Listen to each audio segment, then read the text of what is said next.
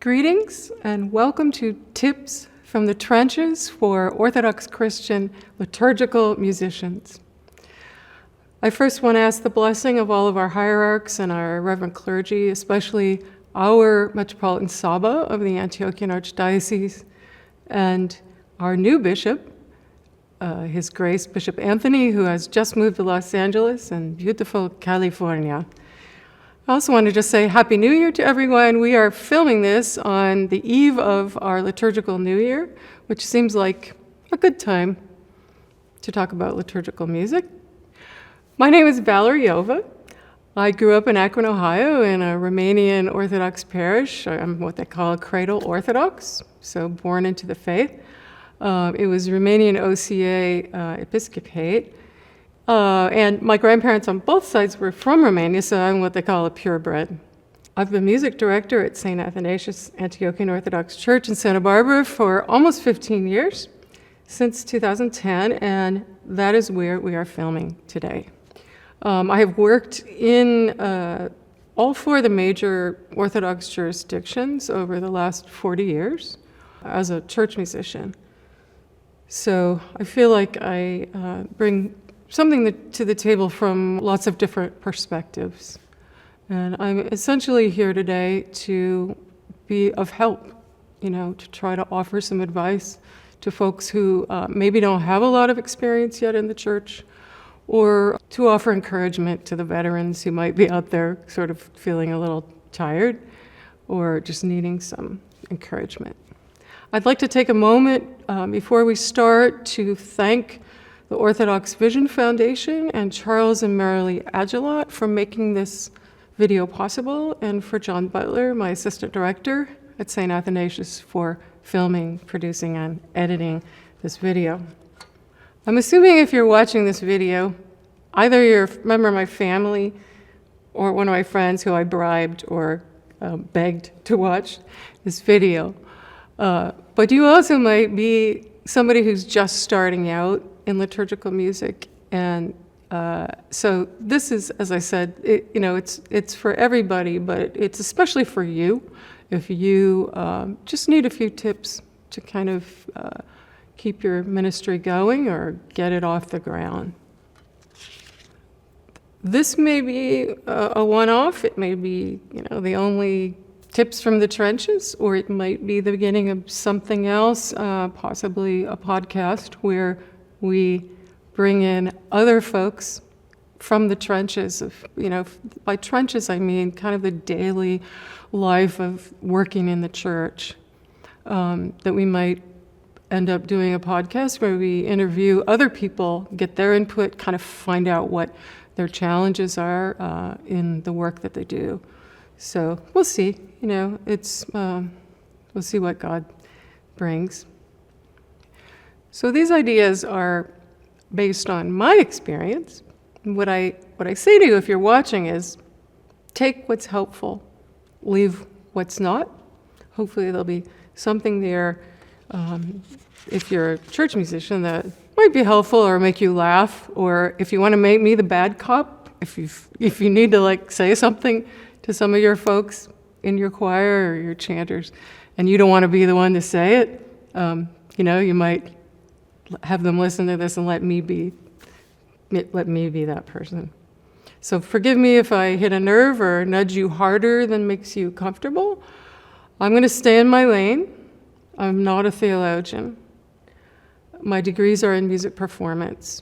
And what I'm going to share is partly instructional, just kind of regarding the process of singing, but also just some practical advice, things that nobody told me 40 years ago when I was trying to do this. There was no handbook for how to build a choir or how to build a music ministry. So some practical and some just advice from a veteran. Anybody who knows me and has ever worked with me knows that I have a couple of things that I kind of believe really strongly in and kind of drive home, which are, in terms of singing in particular, which are how to do it more efficiently and how to do it more beautifully. And those two kind of go together, but they're a little bit different. more beautiful for me, is about more prayerful. It's not about a concert or making like perfect operatic sound. It's like how to be more prayerful in our worship, in the music of our worship. So that's my definition of beauty in the context of worship. Father Ivan Moody, of blessed memory, he was an extraordinary priest, musician, composer. He wrote a piece in 2015, and I reread it recently, and he quoted someone named Abbess Taisia. So she was a nun, she was a mother abbess. And I just want to quickly read for you what her quote, because for me it totally summarizes what I try to do when I'm leading liturgical music. So she said this: "The singing of the chanter passes over to the hearts of those who are praying. If the singing proceeds from the heart, it meets the heart of the listener and so influences him that it is able to rouse him to prayer, to incite reverence even in those minutes when the heart itself is distracted and hard. Often it happens that those who enter the church without any eagerness toward prayer, from compulsion or from propriety, begin to pray fervently and tearfully, and leave the church in quite another frame of mind, in a spirit of tender feeling and repentance. Such a revival is produced in them by the magnificent service and fine singing. And conversely, often it happens that those who enter the church with the intention to pray from the soul, to pour out before the Lord their sorrowful soul, when they hear scattered, careless singing and reading, themselves little by little become distracted. And instead of profit, they find harm. They receive no consolation, and having been tempted by the conduct of the singers, involuntarily fall into the sin of condemnation." Wow. But for me, that sums up my motives, and I feel it important to share it with you, because when we say the word beauty and we have high standards in the church, sometimes we get criticized, and people think that we mean, oh, it has to be perfect and it has to be performance perfect. And that's not the idea. It's just that it be as beautiful as it can be in that moment with whoever you have to work with. And then taking the long view that we're working every day, both at home and in rehearsals with each other, that it's getting more and more that way over time. But we can only do what we can do in the moment. But if we approach it with sort of an ideal about excellence and beauty, and not performance and not perfection, then we're always aiming upward, right? As Jordan Peterson would say, aim upward. So that's what I'm about as a liturgical musician, and it's why I want to share some of these ideas with you. So whenever I've taught workshops over the years, my goal has been mostly to inspire, give people a little taste of information that would inspire them to go home and start learning on their own, to recognize where the gaps are, so that they pursue the study on their own. Because we can't, in a little video conversation or a weekend workshop or even a week-long workshop, we can't give somebody a refinement of all the tools that you need to be a liturgical musician, which there are a lot of them, right? I mean, it's not just how to use the voice. You need to read some music. You need to understand the services and the rubrics and hopefully the theology. And so it's a lot. And if you're the person teaching the people to sing, it's even more. So that's my goal today. It would be to say some things that might inspire you to go out and sign up for some classes, some lessons, get a tutor, get a mentor, start filling up your toolkit little by little. You can't do it in a weekend. And anybody who has a degree in music knows, I mean, I will say for myself, it took me 2 full years of going in a practice room every single day in conservatory, sight singing, and every quarter we'd get tested on have a sight singing test. But, I mean, it took like that daily sort of just doing it. Anybody who's learned to read Byzantine notation knows that's what it takes. You can't pick it up every 2 weeks and practice. It's the skill is not going to come. There are so many more opportunities out there than when I was starting this. We didn't have an internet like this. So you can go on YouTube and get help with almost anything now. They have fabulous videos on just human physiology. And if you plug in breathing to sing, you can get these amazing animation videos of what it looks like when you take a breath to sing. So I strongly encourage people to use the internet to do that. The other thing was there weren't that many books in English 40 years ago about theology, liturgical theology, church music, and certainly not all these, not all the classes that are now offered online in just about everything, conducting, sight singing, music theory. I mean, you can go online and find classes in almost anything. So that's the other thing. I envy you out there if you're young and starting, because you have more help. And if going to music school or seminary is not really in the cards for you, that doesn't mean you can't get the skills. So I strongly encourage you to do that. Becoming more confident in this ministry is absolutely doable, even if you can't attend seminary or music school. It's just that it does take time, it takes your energy, it takes some discipline, like any skill. It takes motivation, it takes commitment, and it takes some sacrifice and a big dose of humility. So as a part of this project, we also are going to do a video on how to warm up. In case no one's ever taught you or you aren't quite sure how to do that with your own choir and singers, we're going to create a video that you can play in a rehearsal. You hopefully can listen to it in your car, maybe on the way to church, do a little warm-up. So that is part of this project, and I've wanted to do that for about a decade. A lot of people have asked me, and it just didn't happen until now. And so, thanks be to God, we're doing it now. You can find my long bio on the St. Athanasius Church website.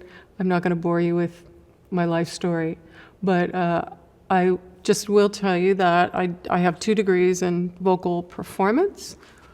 I have coached with some really amazing conducting coaches. After finishing my degrees, I kind of slogged it out in New York City all through my 20s, thinking that I was going to be a solo performer. And kind of due to a number of circumstances, one which was a pretty severe back injury, I just kind of felt like the Lord was calling me out of that lifestyle, which I really didn't love anyway. It's a hard, lonely life, being a performer, and I could never go to church. And so anyway, I felt like I was being called into the music ministry of the church on a more active basis, and ended up, thanks be to God, ended up from the age of 32 onward, earning anywhere from 25 to 50% of my income working for the church, kind of always with a goal or a hope that I might do that full time at some point. And coming here to St. Athanasius was sort of the fulfillment of that vision, because I am full time here. Part of that is administration, but it fluxes, so I get to do a lot of music and offer the first fruits of my energy Because I know many of you out there, you're working 2, 3, more if you're a professional musician, you're working more jobs than that. And I'm not at all, I honor you for that and for your commitment to the church. I pray for you that if doing this ministry is really what you, like, your heart really wants to do, that I pray that you find a way to make a living at it, or more of a living, so you can offer your first fruits as well. So before I go on with my tips, I just want to mention my gratitude to my own teachers along the way, and there are too many to mention, but if you're watching this, there's a good chance we've worked together at some point, either me learning from you or you learning from me, and I learned from all of you, so for that I'm extremely grateful. If you're at all curious to know who most influenced me along the way, I would say it was Father Alexander Schmemann, his ideas about liturgical reform, and those who studied under him, like Father Hopko, Father Sergei Glagolyev, David Drillock, Mark Bailey. All of those people very much influenced the way I think about the flow of the liturgy. Also, a huge influence on me was growing up going to monasteries, particularly the Romanian monasteries in Pennsylvania and Michigan, being sort of mentored by Father Roman Braga, and just being able to worship with the nuns in both of those monasteries had a huge impact on my spiritual formation and sort of my ideas of what beautiful worship sounds like. So anyone who has ever worked with me knows that in terms of the vocalization, I put a lot of emphasis on body alignment, learning to breathe like a singer, and vowels. And so those are the 2 tips I'm going to spend a little more time on in this presentation, because I feel like they are 2 things that can make a huge, very quick difference in how efficiently and beautifully people sing. So let's get started.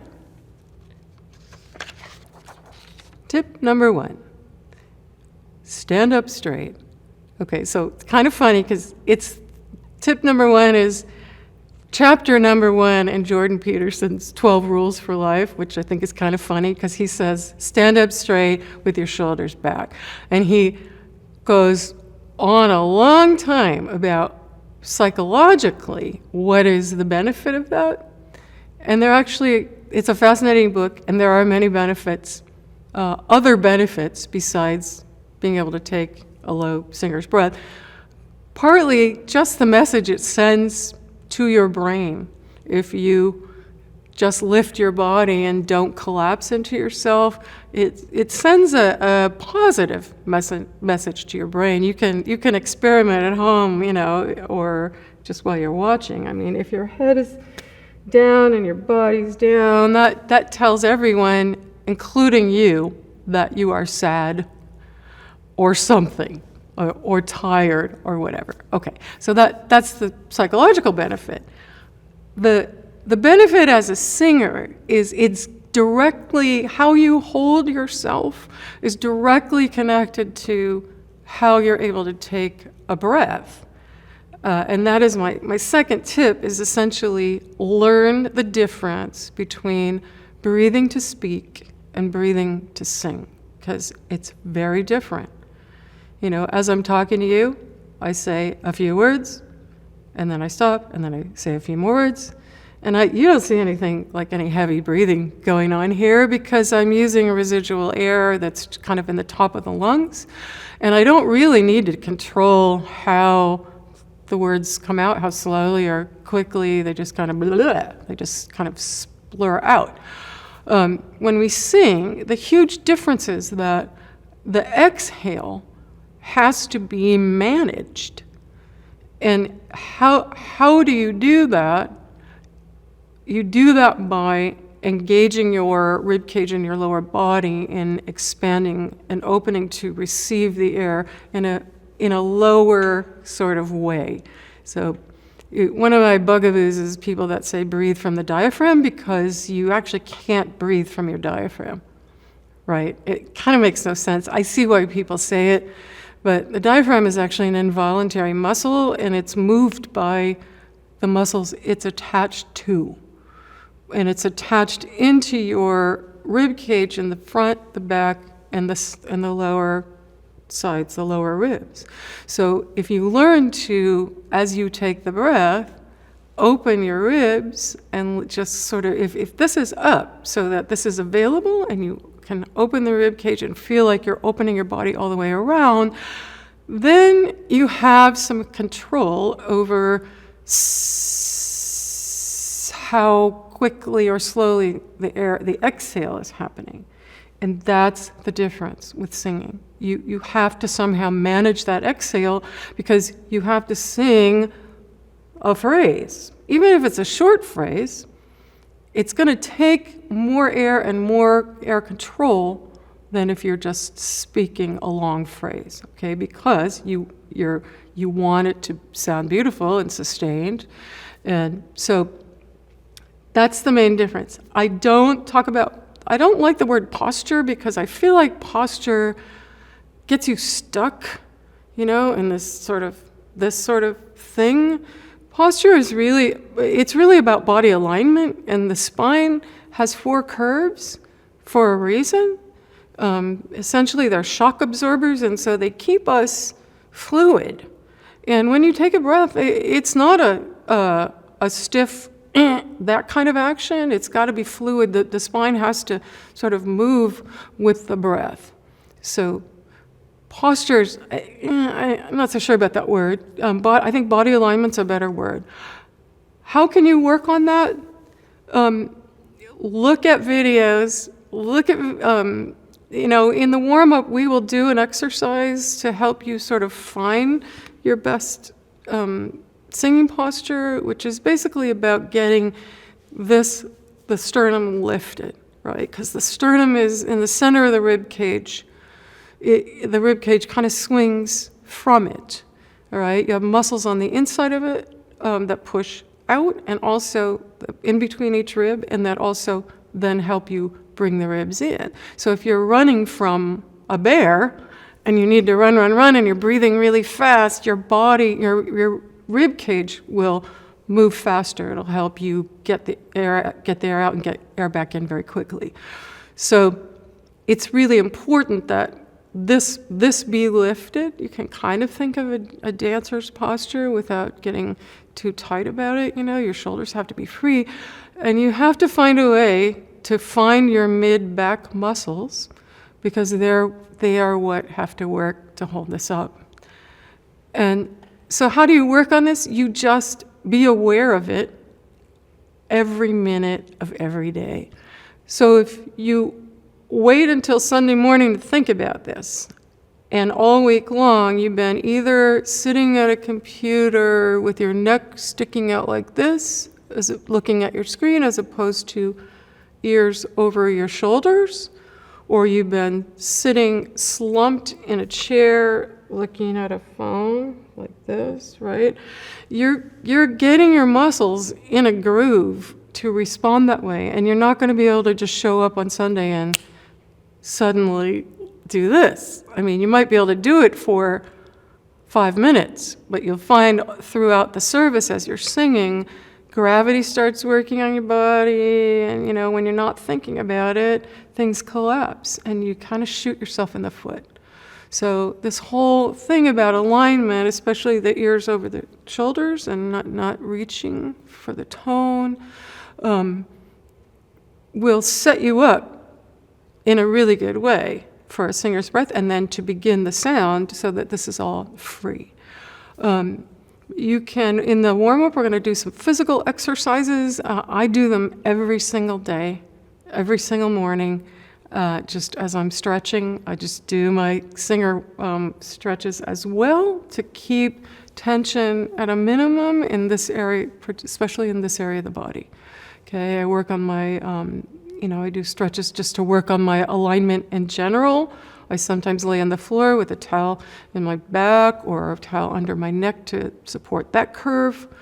So there's stuff you can do at home. And we need to be doing this stuff every single day, a little bit, like 5 minutes at home. Because of what I said, you can't expect that your body's going to just do that, or that you're going to suddenly have a lot of strength in your middle back if you're not thinking about this all day. So, you've all heard it about sedentary life. We've all gotten into this much more sedentary life, and if you sit a lot at a computer, it's a huge challenge, because you gotta, like, all day long be sort of checking yourself. It's so easy to do that thing, with your head, or if you text a lot.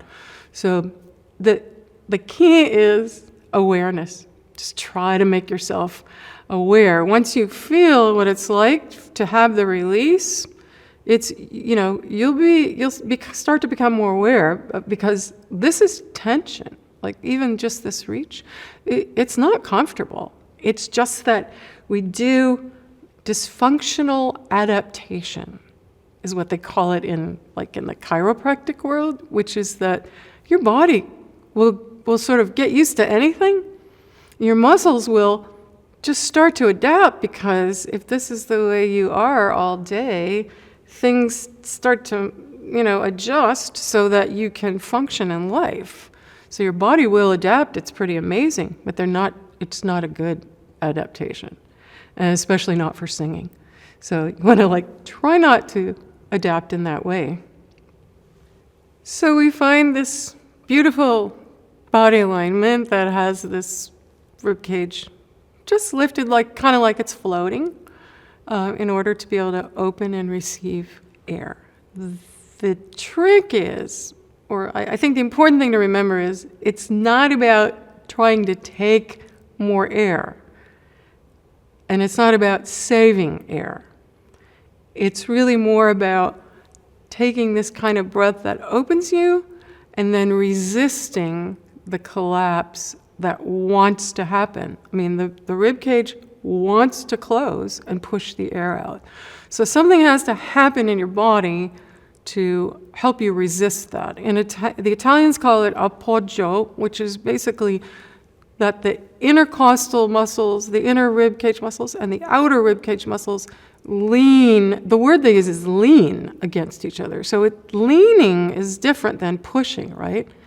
If you're sometimes I'll have people get up and actually try to push each other, and then I say, now just lean against each other. You're kind of supporting each other. And that's where the word support actually comes in, that a lot of voice teachers use in music. It's really that sense of you're just trying to, as you take this breath, trying to resist the fast collapse. And a great exercise, I don't use it much with my choir, but I've lately been experimenting with it because a lot of teachers are using it, which is you take a straw and you breathe in through a straw, and then you blow out slowly, and you will feel your ribs do that resistance thing. The same thing happens when you blow up a balloon, right? Because you got all this air pressure here, and your body your ribs are kind of pushing out. And that's kind of what we're talking about, that sort of resistance to collapse that is the singer's breath, that helps you manage the exhale. My next tip, which is basically number 3, is learn to sing beautiful vowels. You have to, as a singing liturgical musician, or as a singer in general, you have to be willing, especially if you're singing in a group, you have to be willing to let go of your colloquial way of saying things, of saying certain vowels. And ah is one of the most problematic, because across the United States, people say ah in probably 1,000 different ways. I was in Detroit for 14 years, and they say ah. It's in Chicago, it's kind of the same thing, okay? So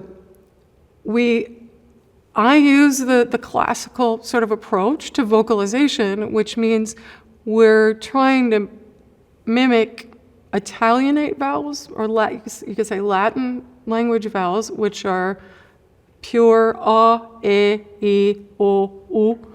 And then we have a lot of others in English, but those are the main ones, sort of the core that we start with. And so in order to create a cohesive sound in an ensemble, you have to be willing to let go of the way that you speak and get over feeling like it's affected when you sing or whatever, that you're trying to imitate an opera singer or whatever. We're just trying to create sort of a cohesive way of singing those vowels, because vowels carry your sound. It's not consonants, right? T, t, t. You can't actually resonate on those unvoiced consonants. It's the vowels that make the language intelligible and that carry your beautiful tone. So whether you're singing just as a chanter by yourself, I still recommend singing nicer vowels, more sort of uniform vowels, but it's especially important when you're trying to create, I don't like the word blend, but when you're trying to bring everyone's voices together in some sort of beautiful tapestry where nobody's voice is just jumping out from the texture, singing the same vowel really helps with that really quickly. So the other thing that singers, kind of newer singers who don't have a lot of experience with vocal technique, tend to struggle with diphthongs. And diphthongs are when you have more than one vowel in a syllable. So that would be like the word how, right? How, now, brown, cow, right? Each of those words has two vowels, almost like two syllables, right? And when we sing, we lean into the first of whatever. There can be three vowels too. We lean into the first vowel, so we sing the ah of how the longest. So that's like a very brief mini course on vowels and especially diphthongs, which they become, in choral singing, they become pretty problematic if people don't learn that you sing long into the first vowel and very short into the second one. In the warm-up session, we'll try to address that a little bit. So tip number 4 is consonants, and I will just say simply consonants are fast and sharp as possible, and the vowels are long. And it's because basically the voice is carried on the vowels. Some people use that image of a sausage link. So you have the sausage and then you have the whatever you call that space in between, where the casing, where you can basically cut them off, okay? So if you think, how, now, brown, cow, so the consonants are the connective thing, all right? It's just an image. Images work for some people, not everybody, but they work really well for me, so I've used a lot of them in my own work. Tip number 5, never sing without warming up. If you can possibly avoid singing without warming up, I really encourage you to do that. And it's the reason we're making the tape today on how to warm up, just to give people a tool to use. So I want to make my case. Sometimes I feel like I have to make the case for it. And so I'm going to make my case for warming up very quickly here. I think of singing as an athletic activity, right? So if you were going to go for a jog, you probably wouldn't do that without at least doing a little stretching. Why do you do that? You do it basically to keep yourself from pushing a cold muscle so hard that you start to use it in the wrong way. That's how people hurt themselves, right? So it's kind of the same. I have the same sort of idea about singing that you're basically trying to warm up the coordination between your brain, your breath, your voice, okay? So that your response time is shorter. As you warm up, you're like your brain's getting it. Oh yeah, I need to engage this. Ooh, ooh, right? Get it all connected up so that it's happening a little more naturally, because when you're not warmed up, you may tend to, if this isn't working, you may tend to push a little bit, and it will wear your voice out faster, okay? And also, it just kind of gets you in the right groove.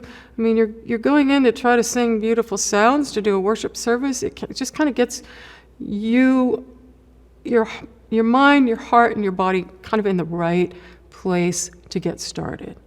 So that's why I think it's so important. There may be times when, like once a year, maybe I feel like I could probably start a service without warming up. What are those times? They're like, you had a perfect night's sleep, you're in perfect health, you're perfectly hydrated, you're perfectly relaxed, you've been singing every day all week, every day of that week leading up to that service, and you're under the age of 10, right? Because kids, they're just they're always ready to go. Every year past the age of 10, I feel like the need to warm up grows exponentially. So folks like me, senior citizens, really anybody past 50 will tell you, mornings get harder. Warming up is really helpful for any activity you're going to do, right? Even if you're just going to go for a walk, around your block, around your house. So I think I've made the case, and hopefully when we walk you through a warm-up, you'll sort of get the idea of why I think it's so important. I try to never ask singers to come in and do a service without at least 5 minutes of just getting in the groove. So my next tip is just basically, it has to do with, singing and understanding the human voice. And I would say just try to begin to develop an understanding about your resonators. When you're brushing your teeth in the morning, look in the mirror, open your mouth really wide, look at how your soft palate can actually stretch up. It's really, just be curious, because you have muscles in your face that help you with singing, okay? Obviously, these are all resonators, the instrument is here, starting right on either side of the vocal cords. Your throat or pharynx is a resonator, but all of this is too, all the bones in your body. But the really cool thing is that right behind in the apple of your cheek, right behind there are two little levers, like two little muscles that actually lift your soft palate, which, it's that Julia Child sort of sound where you lift the palate and then you sing into that lovely lift. And one of the things we do in more classical singing is we try to keep that lifted feeling, because it gives you more bang for your buck and makes it less effortful. Next tip is learn how to listen. Learn how to listen to yourself, to others, listen to good singers. And I'm hoping that as part of this project, we're able to create a list of resources, maybe some recommended singers and really good ensembles for you to listen to. So, because you may not know what I mean when I say listen to good singers, but I mostly mean classical singers, more classically trained ensembles. Learn to watch your director, learn to watch your colleagues, so it helps you breathe together.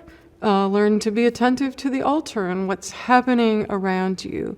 So learn to be more present in the moment. Take some voice lessons.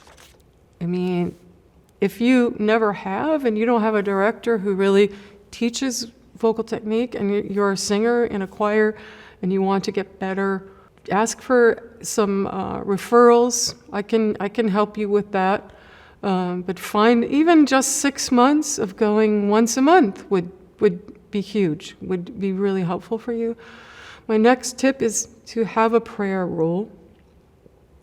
Prayer rule is your daily whatever you do, commit yourself to daily in your spiritual life. It kind of sounds like a no-brainer, but I know so many people of all ages that really struggle with that. And it is a struggle. And especially, I think, more and more and more in our culture, because there's so much to draw our attention away from it, that it's, you just have to keep fighting to have it.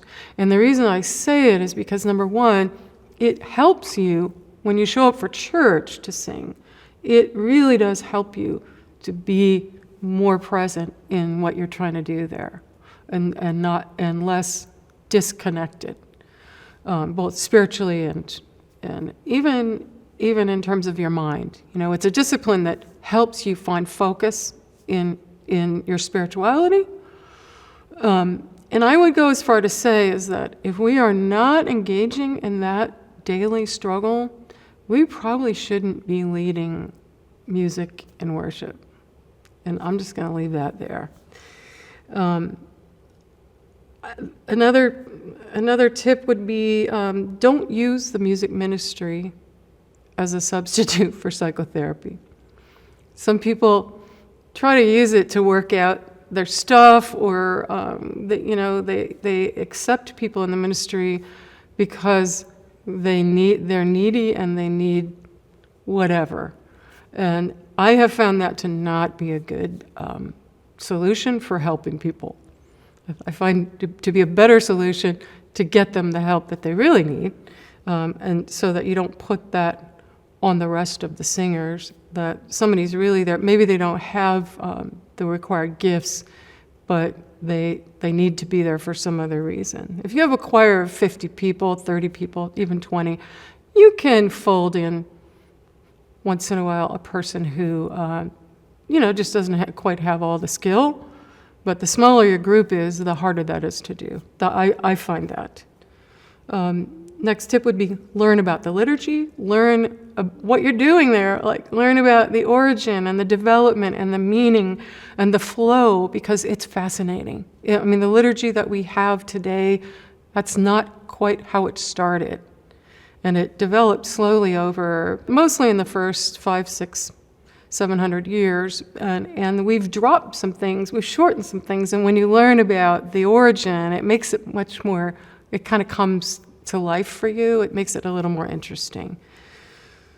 And it just enriches your worship experience. And lastly, I would say cultivate gratitude, because even though what we do is really hard, we are so blessed because we get to, in rehearsal, if we rehearse, God willing, we all rehearse some more than others. In rehearsal, we get to say these incredible words over and over again. And it's not lost on your heart. If you're hearing this and saying these things and singing them over and over and over, they're coming into you. So the people in your parish, if it's a feast day, they're only hearing it once, right? You get to hear it over and over, and also the fact that, just be thankful that you have a voice, because so many people, you probably experienced that too. So many people come to me and say they wish they could sing. And I think almost anyone can learn to sing and learn to sing a little better, but not everyone has the gifts needed to be leaders in the singing. And a lot of people kind of wish they'd had that, or wish they'd grown up singing.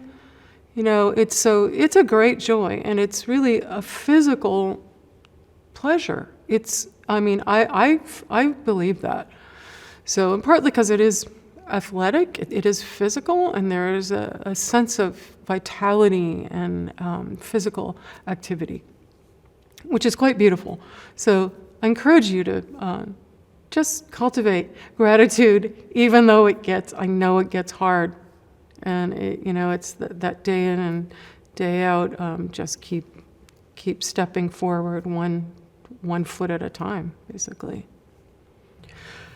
So I have a few tips that are specifically for conductors or people that are leading other singers. And I'm just going to go through them rather quickly, and maybe at some point down the road we can expand on this idea. But so my advice to people leading, number one, is figure out how to get paid for what you do. And you could do a whole video on that topic. It's something I would love to help people work on in my older age. I'm not going to say retirement because I don't think I'll ever retire. I would say build a relationship with your priest and your parish council, get them on board, have a vision for what you want to do, get them on board for it. That's one great way to start to get paid for what you do. Do something worth watching, as Father Sergei Glagolov used to say. If you want people to watch you, do something worth watching. I love that. Try to avoid giving the finger, which I don't mean that one. I mean this one, which is like you're singing flat, so raise the pitch. There are better ways to help people sing in tune. That just makes people tense. If you don't know how to do more than just beat time, take some lessons, okay? Because if that's all you're doing, you might as well set a metronome, because probably you're beating like this and it's creating a response in the singers that's probably a little harsher than you want. So learn how to use both hands, take a little conducting coaching. There are seminars that really will help you, even if it's only a weekend, it'll help you. Get to know your own body, figure out where your tension is, use a mirror, use every single service as an opportunity to learn something. Every time I stand up in front of our choir, I learn something, like oh no, that didn't work. Or, oh, that was better. I'm trying new things all the time. So let that be your part of your classroom. Watch good conductors. Look at their body alignment. Look at how they stand. Look how they use their upper body. Look how they use both hands to elicit beautiful sounds from people. Because people respond. It's like Rod Eichenberg said, what they see is what you get. So what they see from you is what you're going to get back from them 99% of the time. Don't get angry at people for their mistakes, okay? Try to address whatever's going wrong. Hopefully rehearsals help you to avoid mistakes, but if they have been in services, which they do, just don't get angry. The service is not a place for drama. It just makes people more tense because they react to your energy. So if it's negative energy, they react to that because they're looking at you, hopefully, right? They're supposed to be looking at you. If it's positive energy, that's the good news. They also respond to that. Take the long view, okay? If you're trying to develop a program or rebuild a program, let's say after COVID, which many of us are, take the long view because it's probably going to take 5 years. In my experience, like if you're starting from either nothing or even something, if you have a goal, it's probably going to take you 4 or 5 years to get there, and then you might have to start all over again because people in this day and age, they move, they leave, kids go to school. So I want to thank you for watching this video today. Whether you're a veteran in the trenches or you're an Orthodox musician brand new to Orthodoxy or brand new to this ministry, I pray that God will give you good strength and peace and good health, which we need for singing, right? Inspiration. We need constant inspiration. It's why I tell you to listen to really good music. And patience to work towards your goals one day at a time, one little step at a time.